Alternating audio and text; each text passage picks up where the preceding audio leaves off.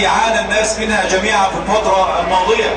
لابد أن يستشعر مع هذا الإصلاح السياسي والإصلاح الاقتصادي أن يستشعر ويحس الأمن الإنسان المواطن المصري بأمنه وأمانه، وألا يخاف على أولاده إذا خرجوا إلى تعليمهم أو غيره. ولا بد أن يلازم ذلك مكافحة للفساد الذي استشرى في جميع مناحي الحياة. فإن ما نراه ونشهده جميعا من مواطن الفساد والذي جعل مصر في مؤخرة الدول لابد أن يلازم هذه الأولويات، ويلازمه الخامس أولويات، وهي معالجة الفتنة الطائفية.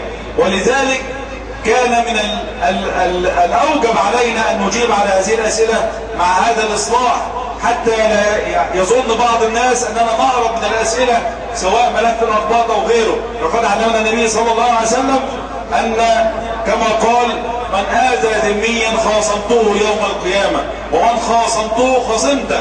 فقد أمرنا في ديننا بحسن معاملة الأخبار، وارجعوا إلى كتاب الله عز وجل أن تبروهم وتقسطوا إليهم بالمودة، البر قبل القسط. هذا هو ديننا. نحن أمرنا بديننا أن نعامله المعاملة الحسنى. وتجد في التطبيق العملي أن نائب رئيس حزب الحرية والعدالة الدكتور رفيع حبيب المسيحي و100 عضو مؤسس مسيحيين، لا كلمة بعد ذلك أننا لا نقول شعارات ولكن نطبقه عمليا.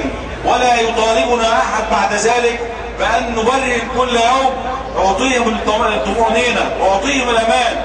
كيف أعطيهم شيء هم أصحاب حق فيه؟ نرعى العهد ونرعى الذمة، مسلمين ومسيحيين.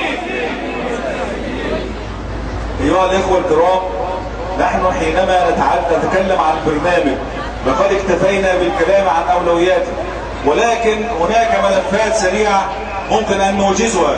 علاج مشكلة البطالة، كيف تعالج البطالة؟ يعني إلى كل منكم أن يعود أو يرجع إلى برنامج الحزب بالتفصيل في هذه المسائل. مشكلة البطالة، كيف يوفر 1,000,000 فرصة عمل في خلال السنة الأولى بتكلفة 125 مليار جنيه. المجال الزراعة 100,000 فرصة عمل بتكلفة 25 مليار جنيه، والتفاصيل موجودة في هذا البرنامج. كيف الأولويات؟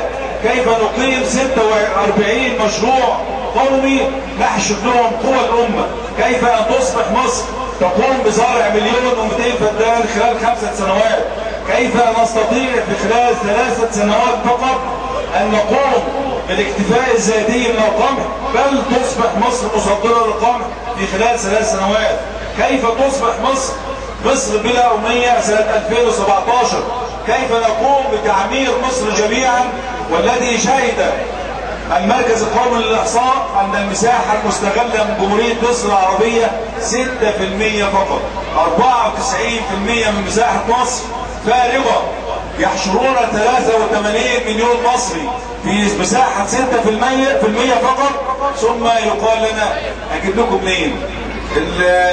بطلوا خلف، بكرة أسود النهاردة، وهذه الكلمات اللي كلنا سمعناها. ولكن هناك خطة لكيفية تعمير هذا 94%، وكيف أن توزع العدد البشري هذا بين الأماكن المزدحمة السكان قليلة الموارد إلى الأماكن قليلة السكان وكثيرة الموارد، وغيرها من المشاريع القومية. ولكن ليست هذه المهمة مهمة هذا النفر ومن وراءه من الجيوش المتخصصة والمتطوعة لخدمة هذا الوطن، ولكن هذا يستحق من الجميع وقفة واحدة. ولذلك دعينا في برنامج الحزب أن العاصم وأن صمام الأمان في هذه المرحلة هو التوافق الوطني بين كل القوى. لابد في هذه المرحلة أن نسعى جميعا إلى العمل في المساحة المشتركة الواسعة التي بيننا وبين جميع الأحزاب. ولكن بقي دوركم أنتم. لا بد أن يستشعر كل منا دوره في المرحلة القادمة. المرحلة القادمة لا تحتاج إلى متفرجين. لا بد أن يستشعر كل منا أهمية صوته وأهمية دوره وأهمية موقفه. ولذلك أعجبني الفكرة التي أنشئت أول أمس أنه لا بد من لجان في كل بلد لحماية الديمقراطية. لا بد في كل بلد أن تشكل لجان تتبنى مشاكل المنطقة التي يعيشون فيها، ثم تقوم هذه اللجان بمحاسبة المسؤولين، محاسبة عضو مجلس الشعب بعد شهرين أو 3. ماذا فعلت؟ وأين البرنامج الذي حدثتنا عنه؟ هذه آليات لابد أن يتعود عليها المصريين جميعا. مضى عهد المفعول به.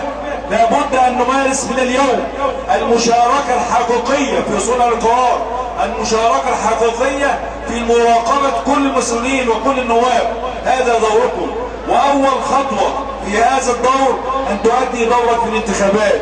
يجب أنت ومن تعود ومن حولك ومن يصل إليه صوتك أن تكون إيجابيا. هذه أول درجات صناعة نهضة الأمة، أن تكون إيجابيا، أن تخرج لا أدري خمس ادي صوتك، يلا تعالى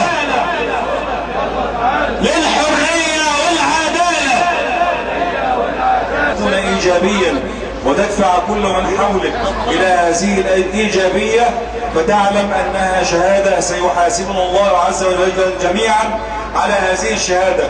لماذا أعطيت هذا ومنعت هذا؟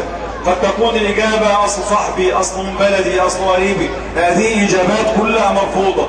يا أبت استأجره إن خير من استأجرته القوي الأمين. اجعلني على خزائن الأرض إني حفيظ عليم. لا بد في اختيارك أن تختار هذين العنصرين، قويا لكن مع الأمانة. لا يصح أن يكون أمينا وليس أهلا لحمل هذه المهمة، وليس أهلا لأن يقوم أن يعطيها حقها. وفي نفس الوقت لا يصح أن يكون قويا وليس أمينا، وكذلك ليس حفيظا وإنما عليم، وليس عليما وإنما وهكذا. لا بد القوي الأمين الحفيظ العليم. إننا نستبشر مع بداية هذه المرحلة في هذه الآيات والوجوه المتوضئة أن تقوم بدورها الذي كلفها الله عز وجل به، وأن يكونوا مع من رشحوا أنفسهم ومن يعني تقدموا لحمل هذه الأمانة يدا بيد، حتى يعم الله الخير على هذه البلد وتستحق مصر منا جميعا أن نكون خدما لها ابتغاء مرضات الله عز وجل. وجزاكم الله خيرا، والسلام عليكم ورحمة الله وبركاته.